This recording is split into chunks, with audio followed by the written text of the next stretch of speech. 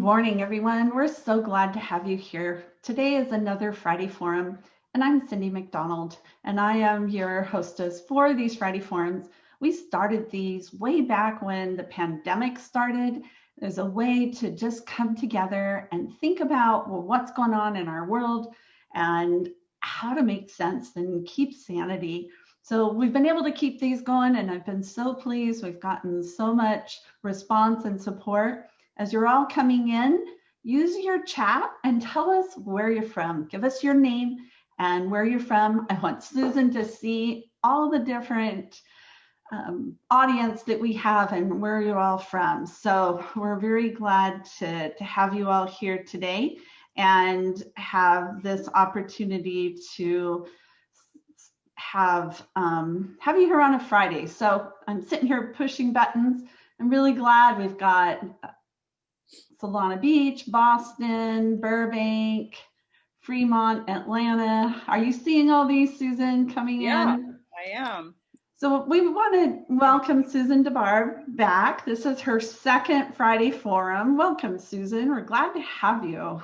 Hi, thank you for having me back a second time. I see Lloyd's on. Hi, Lloyd. It's been a long time. And Lisa Thomas. It's a lot of familiar faces here. Thank you all for checking in today. And we have Armadeep. She's from India. I know it's like 7 a.m. her time in India. She reached out to me on LinkedIn, I think, and said she was looking forward to today. So using that social media. Yep. Good job. Good job. So Susan, we had you here in August and you were talking about marketing and branding. And it was such a popular topic. We decided to have part 2. So today we're going to talk more specifically about social media. And my first question for you is, you have an engineering background, right? How did you get so good at marketing? Well, that's a great question. First of all, I want to say again, thank you and welcome all of you for spending your Friday afternoon with us to this digital format. You know, I'm sitting here just 2 blocks away from Georgetown University, wishing that we could all be together in person.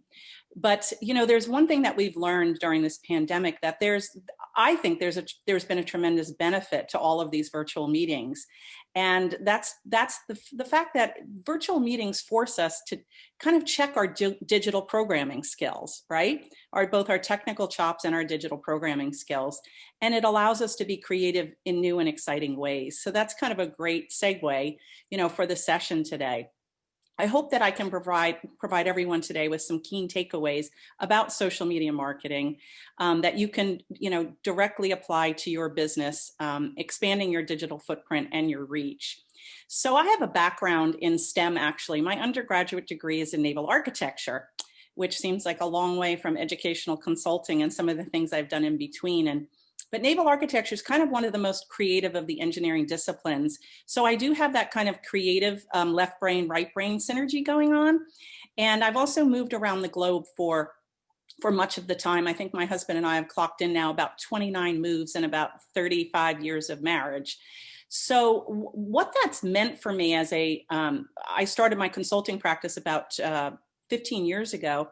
You know, moving around, you can't rely on the normal referral system, word of mouth, because I've lived in 5 different countries and 5 different states. So geography for me was really a non-starter.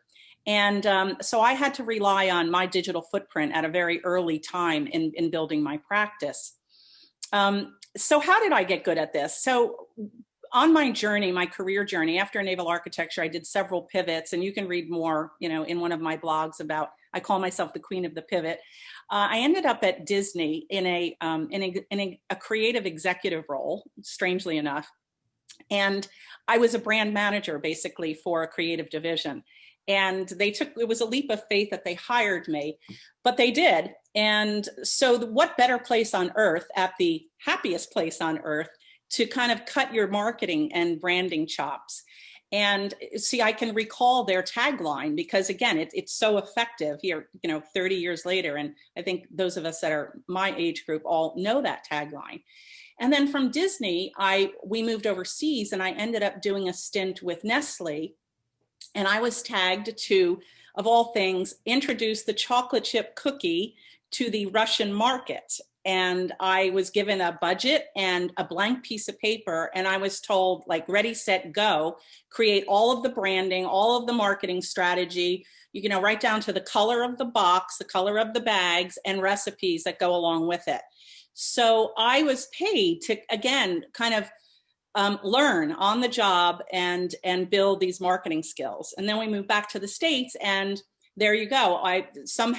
You know, that's another story for another day, but I kind of segued and transitioned into becoming an independent educational consultant. Again, you could read the blog, and it makes more sense when you see all the little incremental pivots that I've done. So about 10 years ago, I began to build a long-term strategy for a sales funnel, which we talked a lot about in session 1 that we had a few weeks ago. And a sales funnel, it simply means, like, how do I engage new prospects with my services and offerings, bringing them closer to my brand, and ultimately converting them to a paying client. And after moving around the world, as I mentioned, I couldn't count on referrals as my main source of marketing and building my client base. So I needed to figure out a way to digitally brand myself and create a digital footprint that had traction, and come up with a thoughtful plan of content marketing, which I had to figure out, and then on top of that, had to figure out how to distribute it to the right audiences at the right time.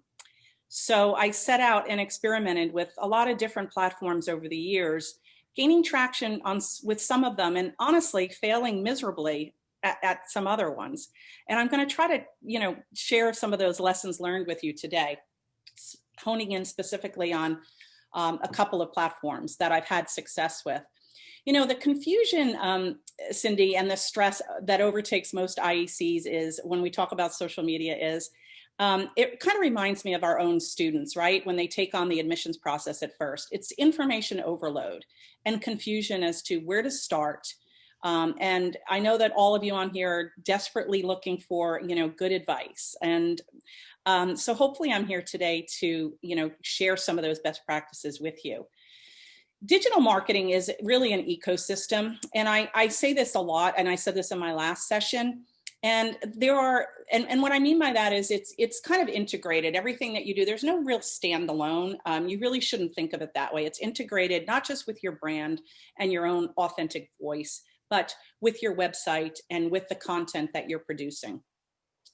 There are many tools at your disposal today, which is a great opportunity, but it also contributes to that information overload.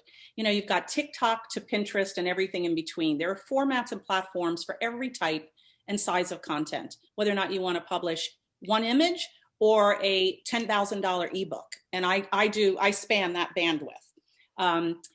For every business voice and for every audience demographic. So whether or not you're targeting students or parents or even colleagues. And again, I hit that entire bandwidth as well.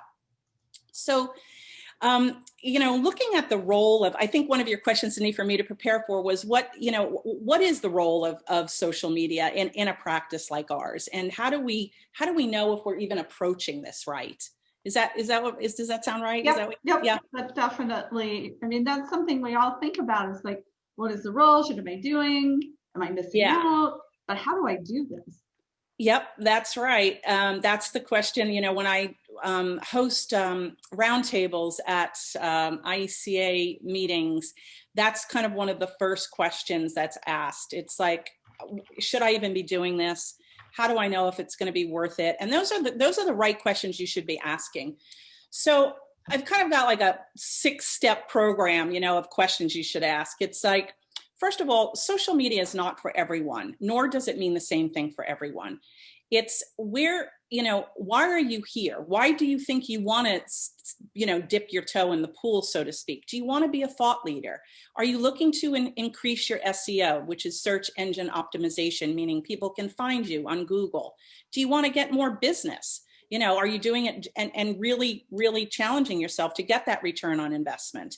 Do you just want to share stuff because you're feeling generous and smart that day?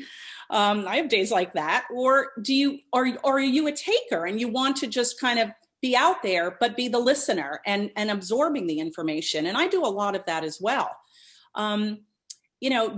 So number 2 would be, do not expect to get new customers from going social, certainly not in the beginning. However, as you begin to build a platform or 2 or 3 out, like I've done, you will get traffic that will convert to clients. Otherwise, nobody would be doing this, honestly. Social media is exactly that. There is a social component to almost all social media channels. You could argue that LinkedIn is not really, as social, although, there are comments, it's more, there's definitely a professional light over LinkedIn. And you could argue that YouTube isn't really a social media platform, it's an application. But those are nuances, we don't need to get down in those weeds. Being active, knowing your audience for social media is also really, really essential. And we're going to talk a little bit about that, but it's important to know that the different channels that you might choose, or even if you're choosing one, you need to know who's hanging out in that channel. Because there could be a 50-year age difference between who's hanging out on TikTok versus who's hanging out in Pinterest. And that makes a difference in, how you apply, what kind of, how you apply your images, what kind of voice you're using, what kind of content you're even posting, and what you want to get out of it. So you really need to know your audience.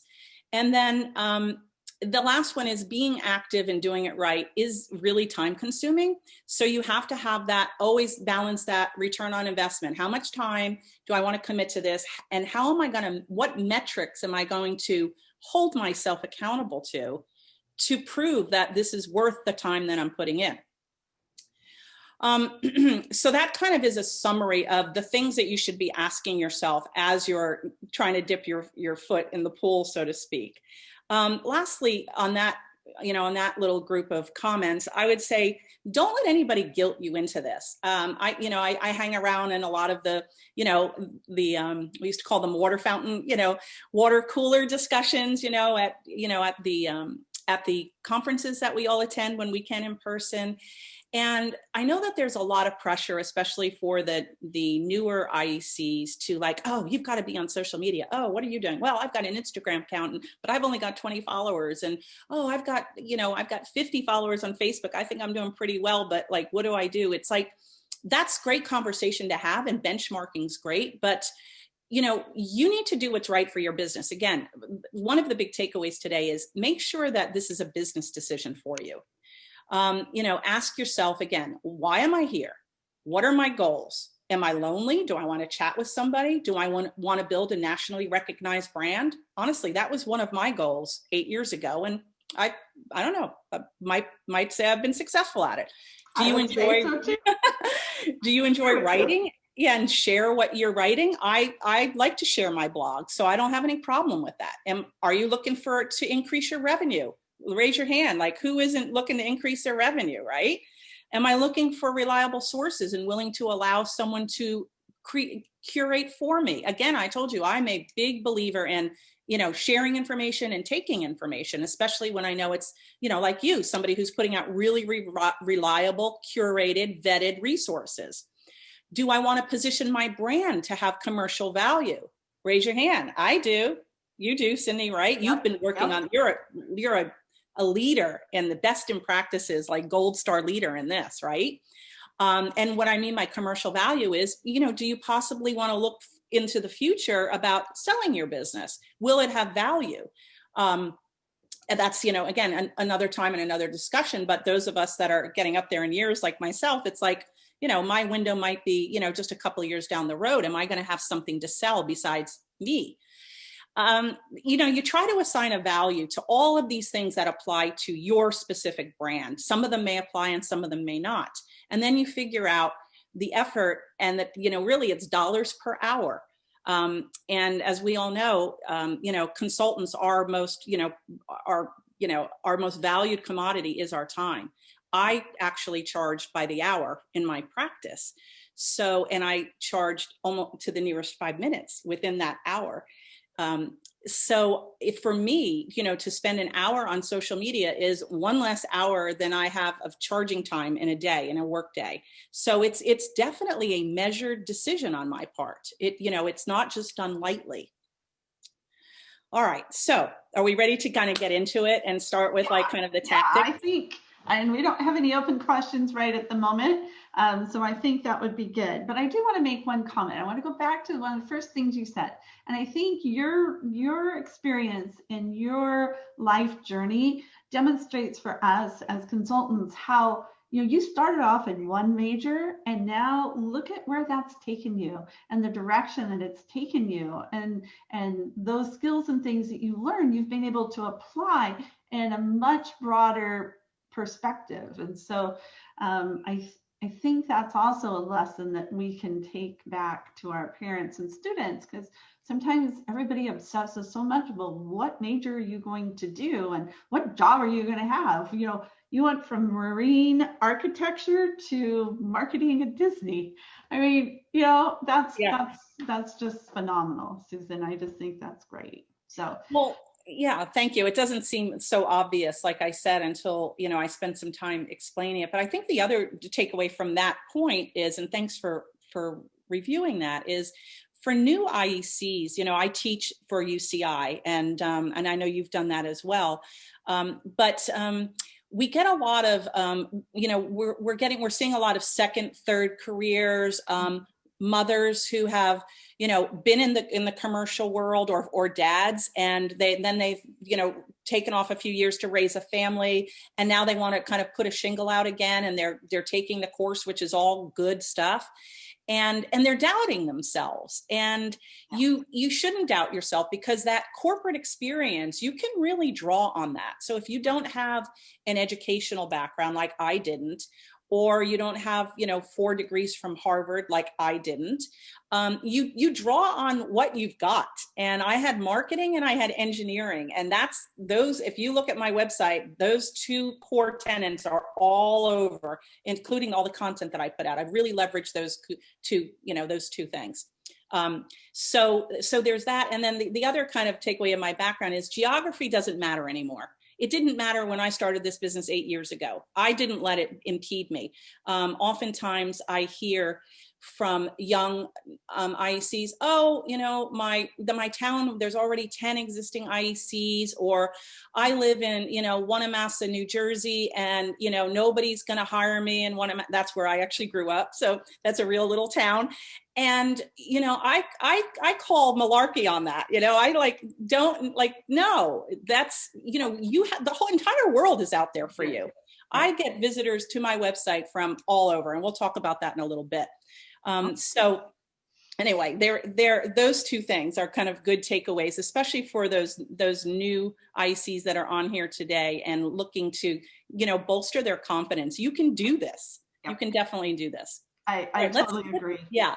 I tell people, if I can set up a practice in the middle of nowhere, there are more cows here than people. So you can set up a practice anywhere you are. And especially now, because everybody has become so much more global. And with the pandemic, we're all virtual. We have to be. And so many people have been virtual for so many years, especially on international. So so people are really anxious to hear what your tips are, and what about the social media, and what have you found, and give us kind of the inside scoop. Yeah. Also your website. I'll put your website on the link. So it's admissionsmarts.com, right? Yeah. The name of my business is Admission Smarts, and my website is admissionsmarts.com, or you can Google Susan Dabbar and you'll find me. So let's get to some of the tactics, and let's get into the weeds a little bit here. So social media, I'm going to start big, but then I'm going to collapse down small, and get a little more specific here very quickly. But for those of you who are either on here who are just starting out your business and don't even really know where to start, honestly, you got to start with a website. That's your brick and mortar. That's your storefront. And you really need a website to professionalize yourself today. So you start with a website. Don't overthink it. Don't be a perfectionist. Even if it's one page, one landing page, which honestly, you could build yourself in about 1 hour. So, you got to buy a domain name and, all of that. So there's that basic stuff that needs to happen. The three website builders that are most popular right now are Squarespace, Wix, and WordPress. WordPress is probably the harder one to use. That's what I use.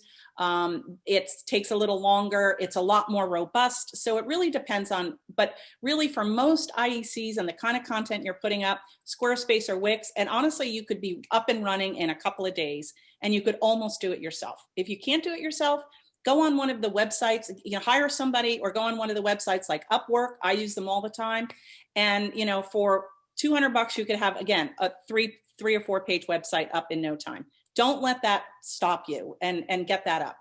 If you don't have a website and you're just starting out, at least have a built out LinkedIn profile, because a LinkedIn profile actually is quite robust and you can use it as a website. And it should also be built out like a mini website anyway. You should have a professional, you should have your own personal page as an IEC with your history. And then you should also have a business LinkedIn. But that's like kind of second tier because you can't, it's like the cart before the horse. You really can't have a business LinkedIn before you've got a website. So start with the professional page, your page under your name. And then as you get a website, then you can link it LinkedIn to your LinkedIn professional, business page. One thing about personal pages versus business pages, and this is also an important takeaway for you guys today. Do not use social media personal pages. Facebook is actually, that's a big no-no. And if they find you, if they realize you're doing that, they'll even close down your account. Do not use your Facebook personal page for your business. Open a business page. Same thing goes for Instagram. Same thing goes for Twitter. Same thing goes for really all of it. So that's an important takeaway. So how often, so I run several channels and I've had a myriad of experiences over the last 10 years or so since I've been doing social media with these channels. But the channels that I'm most active in are Facebook, Twitter, Instagram, and Pinterest.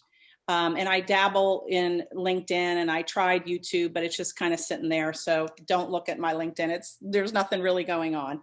And over those channels, the 4 that I'm most active in, I have upwards of about 40,000 followers. Now you might all like, oh my gosh, that sounds like a lot. It's a lot. It's taken me a lot of work to get there. But you know what? It's not about the followers. It's about engagement and it's about traffic. For me, it's about traffic back to my website. Is the engagement, am I getting people to circle back, to read my stuff, to grab the content that I think they need, and then to maybe even convert to a client?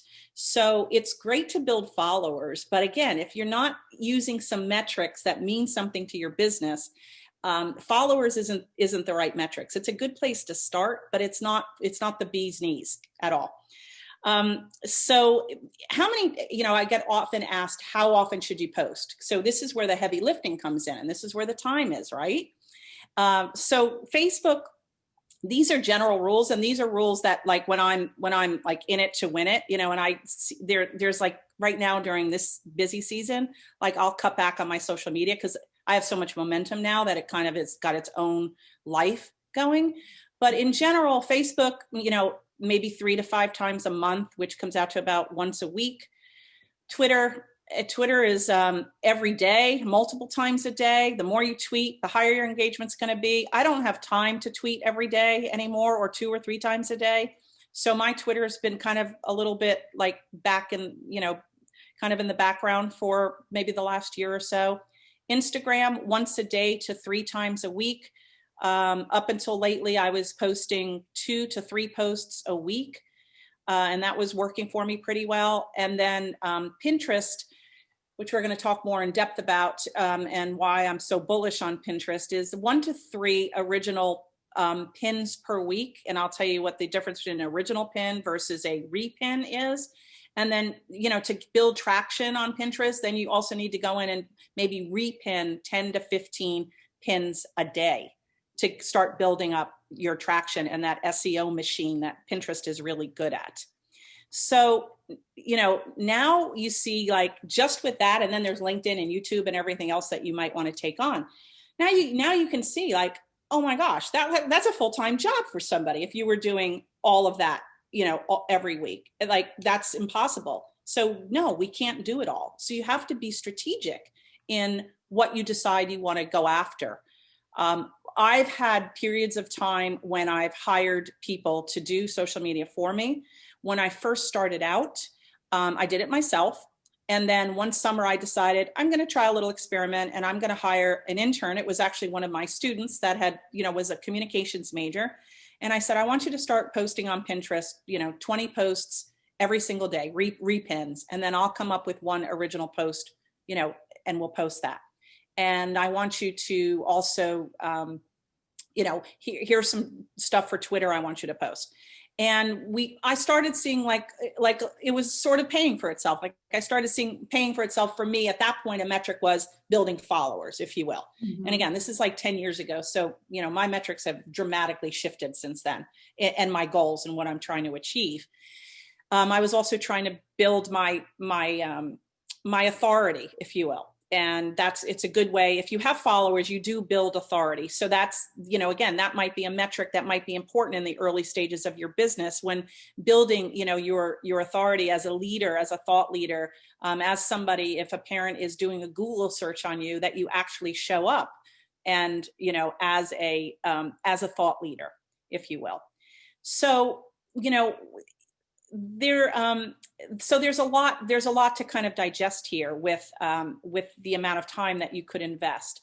So let me give you something now. This is going to be like kind of a golden nugget for you, and this is something not a lot of us talk about when we talk about social media. But let's talk about the lifespan of a post for a minute. And then it's going to become very crystal clear to you why I'm so bullish on Pinterest. And in terms of return on investment. So, why is the lifespan? It's like now, Susan, you're probably asking, like, Susan, what are you even talking about? The lifespan of a post, right? Why is this important? Because again, we're all busy. And, the longer a post works for us, the better it is, right? Because if I'm going to spend time creating a post, sometimes I might, edit a picture for Instagram and crop it to just the right size and think about the hashtags that I'm going to post with it and get my messaging just right, my 2 or 3 sentences. And okay, now I'm 15 minutes in, maybe 20 minutes in on trying to perfect this one post, right? Right. Well, let's go over what the lifespan is. So Facebook, 30 minutes. That's the lifespan of a Facebook post to reach the half-life of engagement for you. Yes, the post will sit on your Facebook page and your followers, whether you've got 10 or 10,000, will see it. But in terms of going out into the Facebook universe and finding new people to bring into your sales funnel, it's over in 30 minutes. So that piece that you just spent 30 minutes crafting, you're going to get 30 minutes worth of life out of it, and it's dead. Twitter, 18 minutes. Even shorter. So Twitter, that's why you got to repost on Twitter. And frankly, repost the same stuff over and over again, because if you're scrolling, those of you that know how to use Twitter, if you're scrolling and it's not like, I might scroll for 30 seconds, 60 seconds. After that, I'm not catching any of the posts that were posted in that time frame. Instagram, the half-life for Instagram is about 19 hours. So you get almost a full day. Better. Still not great. And now here's where the magic is. Pinterest. Immortal. Your pins are immortal. They stay there forever. They show up in a user's feed days, weeks, months, and years after I pin something. Think about that for a minute and think about how powerful that is. You need to think about Pinterest as, as a search engine. And so now I'm is this a good time are we piling up questions? Are we good? Is everything? No, we're good. We just have one question on what class you teach. So we'll okay. I teach the principles of education, the principles of educational consulting, the first class for UCI. Yeah. Good. Yeah. So, I can take questions, near the end if we have time about the different some of my experiences on Instagram, Facebook, and Twitter, but I wanted to kind of hone in this discussion today specifically on Pinterest because it's one of the easiest to get started. You don't have a lot of expertise. You don't have to have a lot of expertise knowledge, and it has been by far the #1 lead generator and driving traffic to my website for several years now. So here are some reasons why I love Pinterest. Instagram is about sharing. A lot of people compare Instagram and Pinterest because they're both kind of visual oriented. Instagram is about sharing photos and engaging. Pinterest is about learning through links and curated content. So think about that for a minute. The word learning is really powerful to us because we're teachers, right? We're consultants. We're teaching students. We're teaching parents. We're educating them on the process, on what they need to know. We're giving them information in a kind of a time-sensitive, lineup. And Pinterest is really set up beautifully for that. The next reason is the users are predominantly female, and this is nothing against, dads and guys, but the demographic for Pinterest is mostly females. And the age, there are young girls on Pinterest, like high school age girls. And then there are also mom age, users on Pinterest. And those are both really great demographics for us. Pinterest is less conversational. It's more about posting the content, and it's getting down to business. And I love that. As much as I love to engage, and whereas Instagram is engagement, if you don't engage and you're not scrolling through your comments and, following to follow and following people and engaging and saying, oh, I love your post. And, oh, Cindy, that was so smart what you posted today. And, trying to get her to follow you back. It's a lot of work. And Pinterest, that's not important. What's important is that you're posting on a regular basis and you're posting content that other people want to read and pin. So it's less work for us. So not only is the post immortal, but it's working for you in less time and energy that you have to put in to make it happen, right? So if your goal is to generate website traffic or improve your return on investment in where you're putting your dollars and your effort, Pinterest is far and away really the #1, and it's so undersold, especially in our world. That's why I'm here today. I really want to get the word out. And then content. The audience is looking on Pinterest. The audience is specifically there to learn and discover content in all forms, to be inspired, to take a deeper dive. So again, it's not a flash in the pants. It's not a 100 character sound bite or whatever Twitter is now, or even like a Facebook post that's just like, okay. And sometimes you go deeper on Facebook and you get a link, but Pinterest is if you're looking to create useful information, and we'll talk about that in a minute, but Pinterest is kind of where you want to store that. So how do you use Pinterest, right? So you're an IEC, I'm an IEC, and let's go back to the website for a minute. So on my website, you'll find that I write blogs. Lots of you probably are writing blogs or are interested in writing blogs. Well, those blogs, it's great. They sit on your website if you've even gotten that far. You can post them to LinkedIn, which is awesome. You can link it to your Facebook page, but again, that's gone in a flash. We just learned that. So what else could you do with those blogs to really get deep penetration out there and get a lot of eyeballs on it of maybe the demographic that you're seeking? Well, Pinterest is your answer. Any type of robust content marketing that you're publishing, and I publish, as I said, ebooks, infographics, blog posts, images, workbooks, I've done it all. They all go onto Pinterest and then they sit there, and then for years I posted it's my #1 actually traction grabber, if you will, on Pinterest. And it's a timeline, and it's in a college admissions timeline. And I think I paid somebody like $50 on infographic on Upwork to make this infographic for me. it would cost about $50. Probably this is 5 years ago, because I wanted an infographic, because again, visuals do well on Pinterest. And I put it up there, and every month, it's my number one. It gets clicked every day, all day long. So there's lots of creative ways that you can use Pinterest, but you don't have to be that creative. If you're not a creative type, you can just, use your blog posts, or any other kind of content that you want to post. So let's get to that kind of how-tos, like down again, now break it down really into the how-tos of Pinterest specifically. As I said, you begin with a Pinterest business page. You create pins for free. So for those, hopefully most of you have a basic knowledge of what Pinterest is, but Pinterest is basically, it's a digital bulletin board. And you have different bulletin boards under different themes. So if you went on my Pinterest page, I have probably about 50 boards right now, everything from scholarships to Ivy League information.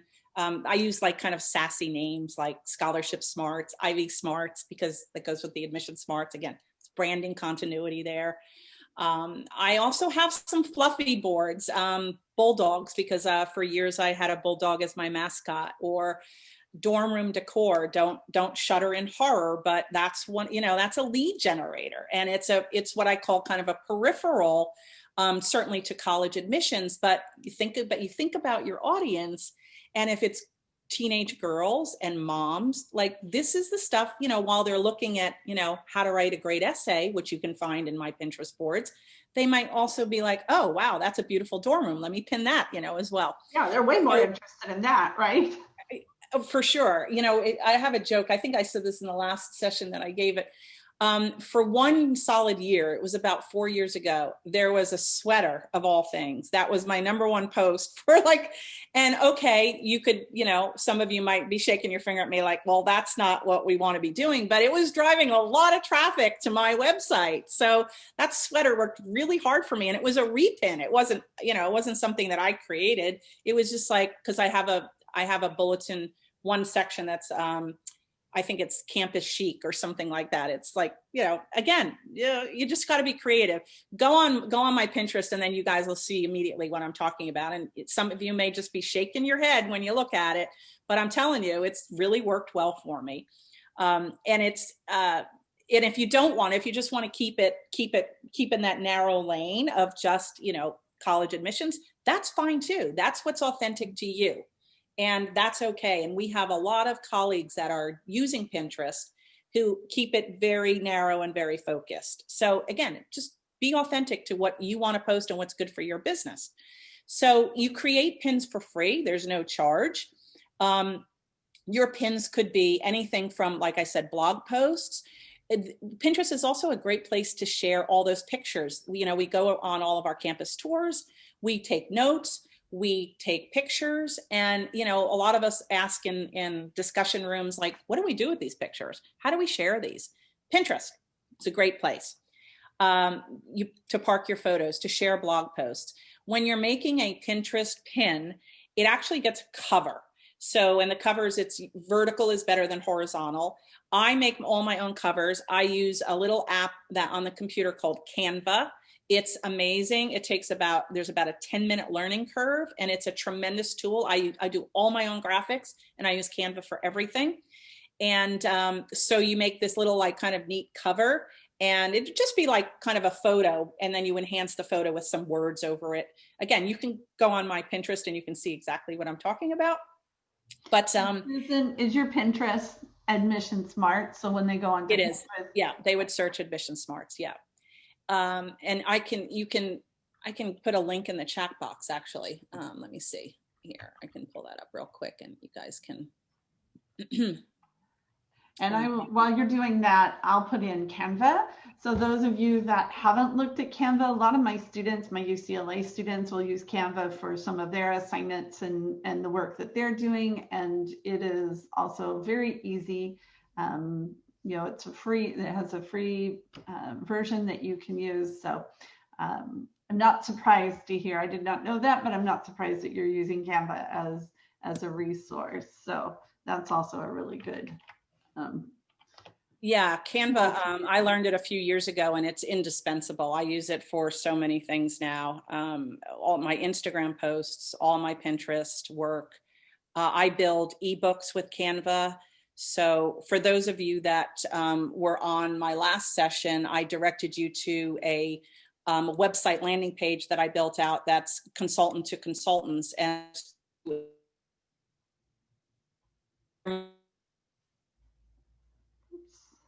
more on branding. And those are built in Canva. So it's amazing. Several of the, I'm getting a notice that my internet connection is unstable. That's not good. Are you all still here? We are, yeah. Okay. You kind of phased out a little bit. All right. And, but yeah, no, we're still good. Okay, good. Well, I've had internet issues. Last Friday I was out for like 2 hours. So anyway, but yeah, you can use once you get a little good at Canva, you can do entire, if you hate PowerPoint, I do all my presentations in Canva. It has a video component. As you get to be more experienced at it, it's a really powerful tool, especially those of you that like to dabble and do presentations. So anyway, so back to Pinterest. Yeah, I mentioned make sure your images are vertical. Choose good images or make your own. Include keywords when you're giving your little description. What's a keyword? Essays, strategies, college admissions, junior jumpstart. Those kinds of words are, those are keywords. Think about what you would search if you were a parent into Google or into a Pinterest search. So if you were looking for information on college admissions in a Pinterest search, or how to write an essay, or for scholarships, you would type scholarships, or you would type. So make sure that you capture that keyword in your title and in the little blurb that you write underneath. Recycle like it's nobody's business. And what do I mean by that? I mean, if you have a really good golden piece of content, like I mentioned, I have this timeline, and right now I'm leaning heavily on an ebook that I wrote and launched in August for engineering for the Ivies. You repurpose that. I have probably repinned both of those 100 times with 50 different covers. So what does that mean? It means it's the same content. You put a different cover on top because the cover is only what catches the people's eye, and they click on it, and that the link takes them to your website, hence why it's so good for your traffic. And then that's where they open up and they read your blog or they download your ebook. So when I keep talking about these covers, it's just a graphic that holds the link, that draws people's eye so that they read the little blurb and they say, oh, I'm interested in, I'm an engineer and I want to apply to all the Ivies. I might need this ebook. Oh, and it's free. Click, boom, got them. Then they're into your website. So that's how you want it. You want that to work. It's kind of like the mantra for Pinterest is create, repurpose, promote, repeat. Create, repurpose, promote, repeat. And what do I mean by promote? Obviously, Pinterest has a promotion like Facebook. There's ads. I have dabbled in that. If I have something that has proven to be kind of hot organically, if it's the timing's right, like a couple of weeks ago, I decided I'll run a little promotion. I think it was like $30 for my Ivy League, my Engineering at the Ivies book. And I got, a couple more thousand clicks on it than I would have gotten had I not promoted it.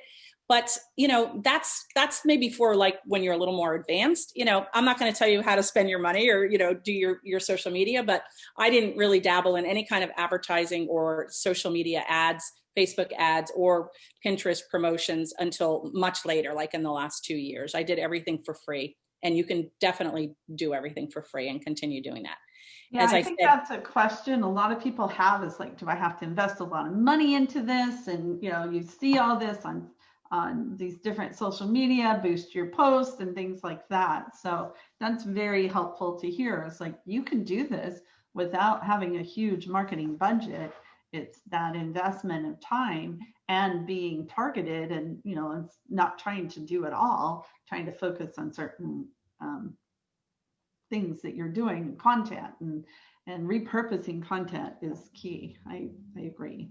Yeah, yeah. The repurposing, it's like a miracle. It's again, you make one piece of good content and you just, I mean, again, that timeline, I have gotten so much SEO traffic from that over the years. It's really been marvelous.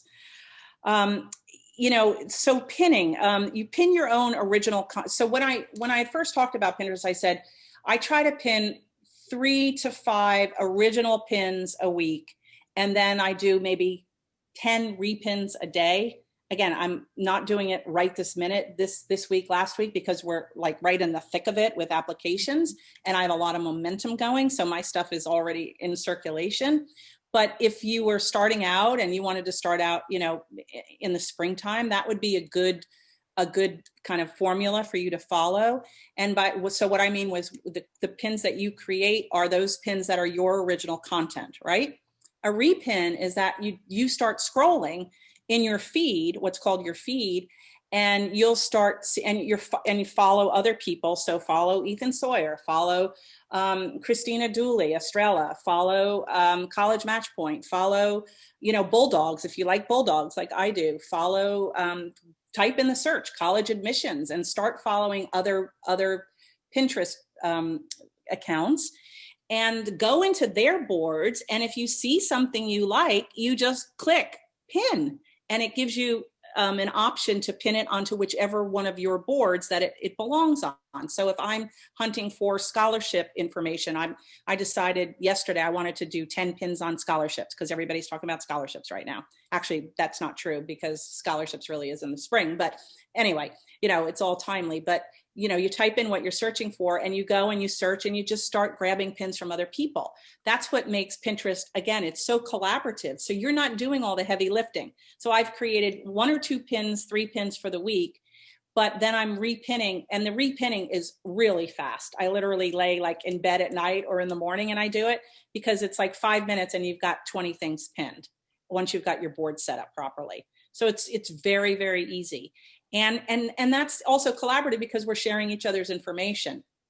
The other thing is, another cool thing about Pinterest is that you can share boards. So let's say I've got a board. Let's say you specialize in scholarships, in financial aid, and you really like, because my scholarship board gets a huge amount of traffic. So you're like, you send me a note and you're like, or you do it right through Pinterest and say, Susan, I'd love to collaborate with you and share that board with you. Would you mind sharing it?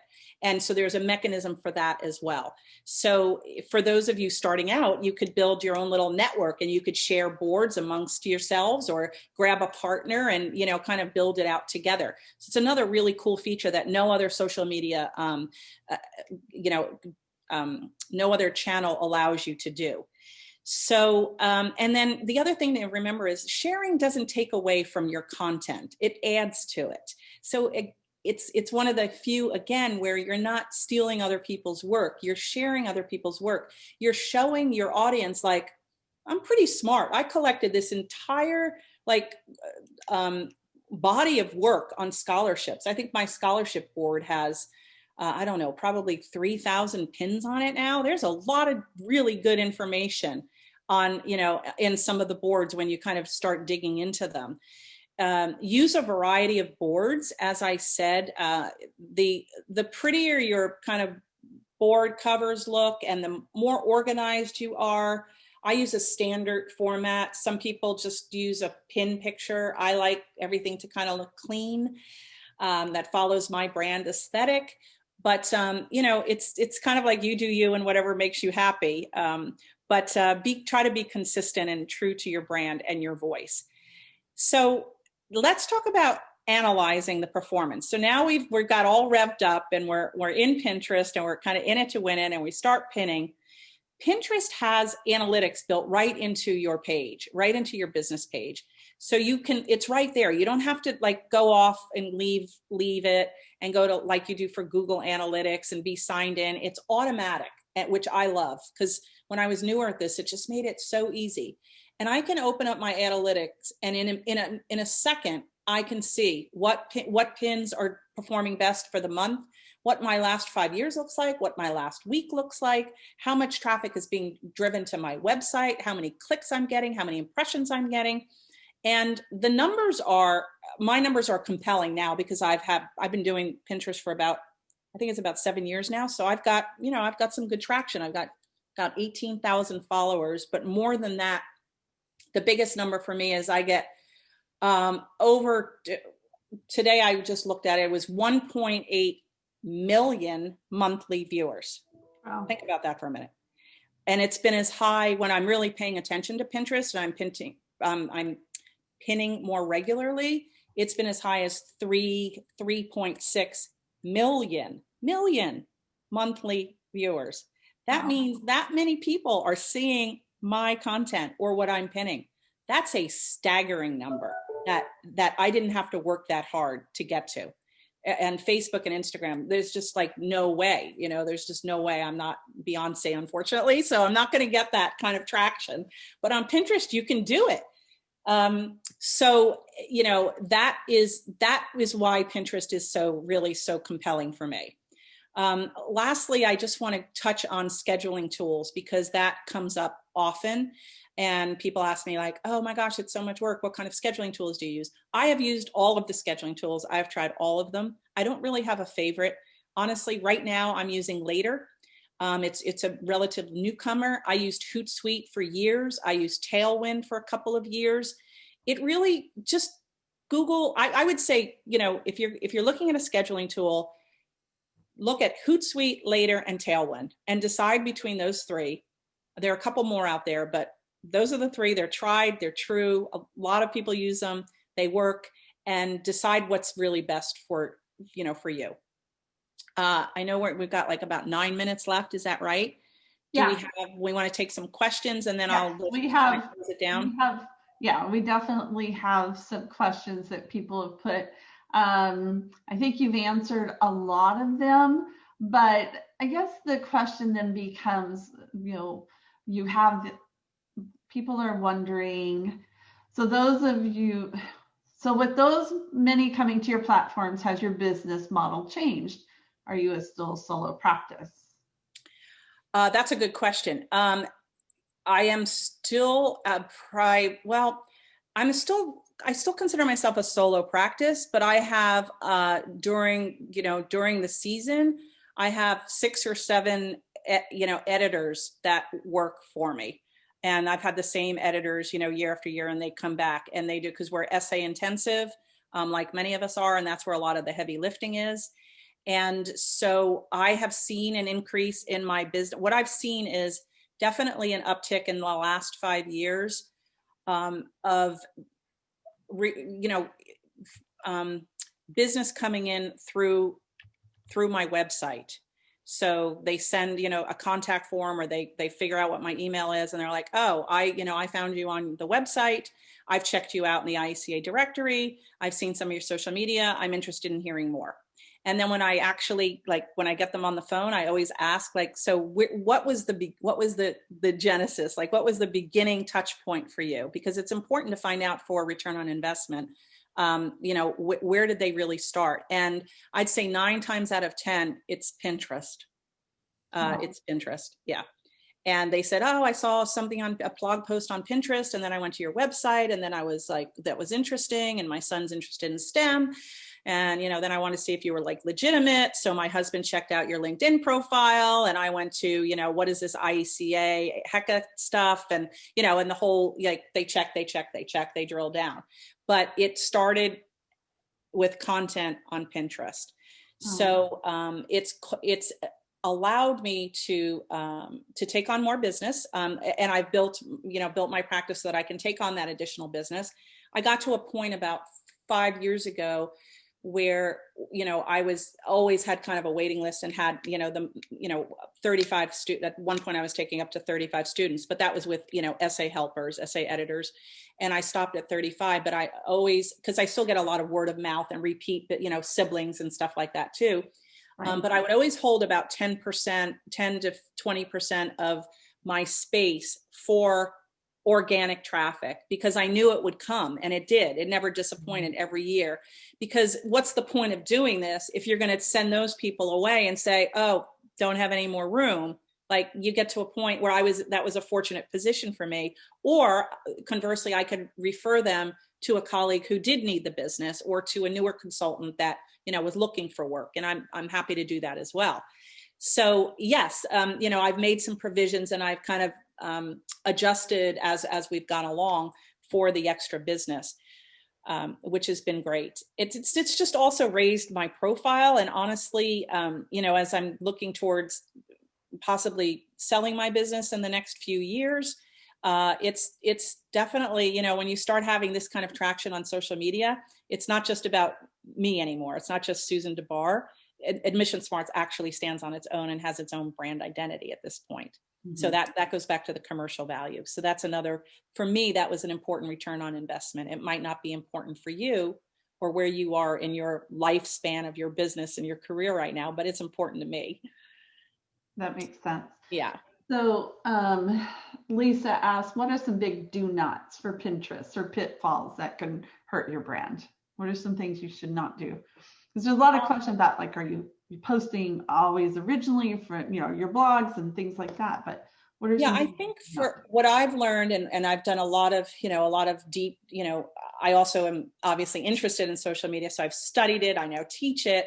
And for Pinterest, having your board set up in an organized way and having consistent board, I'm not talking about Pinterest covers, I'm talking about board covers, is, I think, really helps. If people come to your, let's just say, a parent is Googling college admissions, and so they get to your Pinterest account, and they just look, and it's just this kind of mishmash of not great photos of college campuses. And, it's like, and then there's, there's no cohesion to it, and there's no brand. It goes back to that brand strategy where they can't figure out, like, what is this? Like, who is this person? And it just doesn't click. And they're going to be like, no, I'm not going to go here. I'm going to go find something else that looks more legitimate.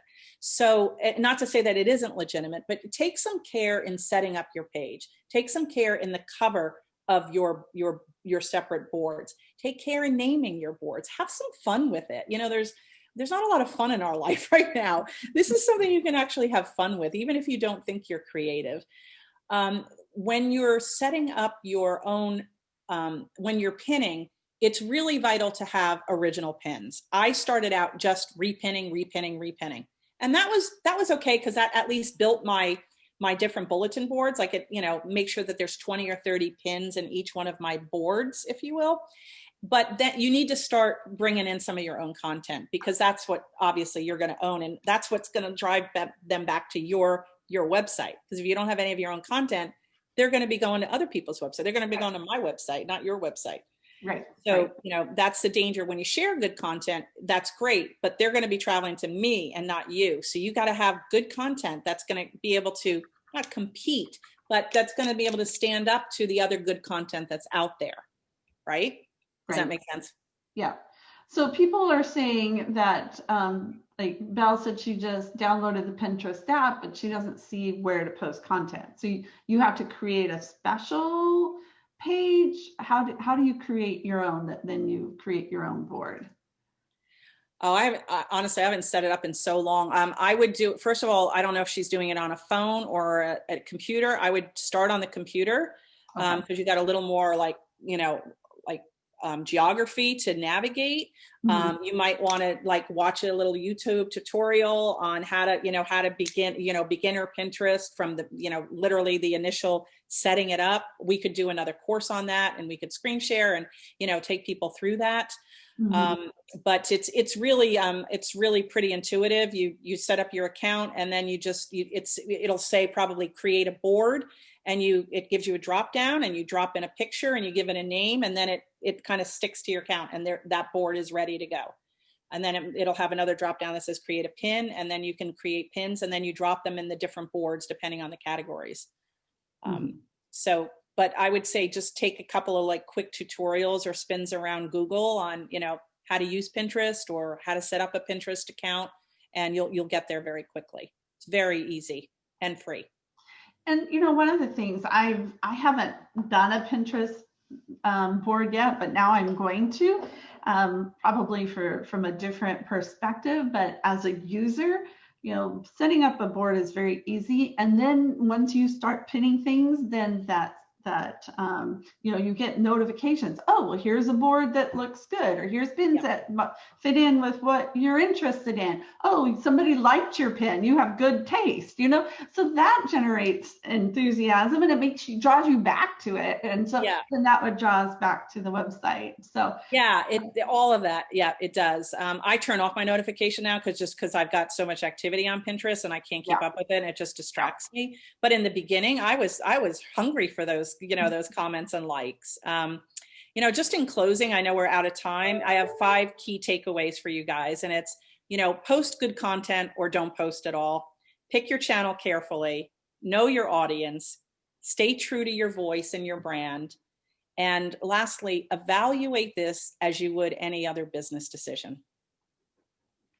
I think that sounds wonderful. That is just very, very good, sound business to follow. And like you said, it not only applies to Pinterest, but everything we do, but to find these creative opportunities. And one of the questions was, is this regional, or can you do international? That's the beauty of Pinterest and so many of these channels, is it gives you that control and that opportunity. Susan, thank you so much for participating and coming back for a second time. I know we've had way more questions than we have had time to address.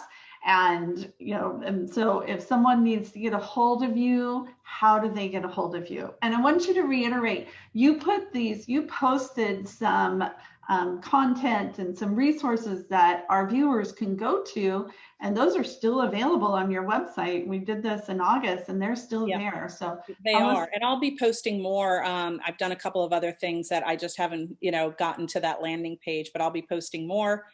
And so just keep checking back.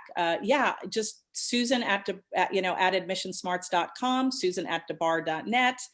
Admission Smarts, just Google me. I'm the only Susan Dabbar maybe in the world. I come up and you'll definitely find me. I'm very easy, very Googleable, if you will, very easy to find. Well, thank you again, everybody. I hope you have, you're staying safe and staying sane, especially still during this pandemic. We'll be back in 2 weeks. I kind of just put tentatively like an open forum. We'll see how it'll be after the election. So we'll see how that goes. Maybe we'll want to talk about it. Maybe we won't. I don't know. So I just kind of set that aside. And then I've also got Robert Schaefer. I'm going to be doing an interview with him from Fair Test in December. So he'll be one of my guests in December. And you mentioned Ethan Sawyer. I've got Ethan Sawyer. I'm going to be talking to him in January. So lots of great. What a lineup. That's awesome. It's fun. And we talked about I have YouTube. I've got well over 100 videos, and so I've been able to use YouTube. I've got quite a few followers on that, and so you find the channel of the things that work for you. Absolutely. I mean, you've been a rock star in what you've been building in YouTube. When I was dabbling in YouTube, I had video fear, like many of us. Well, this year's kind of gotten us all over that hump, right? Where we've all so used to now being on and being much more comfortable on video. So, but you were an early adapter for that in a lot of things. And we so appreciate you and what you're doing for our community. So thank you so much. Oh, thank you. Thank you very much. Well, everyone, this concludes our session. Thank you again, Susan. This has been delightful, and good luck, and good luck with all your students and everything. And you're right in the middle of all this. I'm sure it's going to be a very interesting next 2 weeks. Yeah, here in Washington, D.C. it will be. And thank you all for spending time with me this afternoon, and Cindy, and good luck with your students and your practice. So have a great weekend and stay safe out there. Yeah, absolutely. Thank you.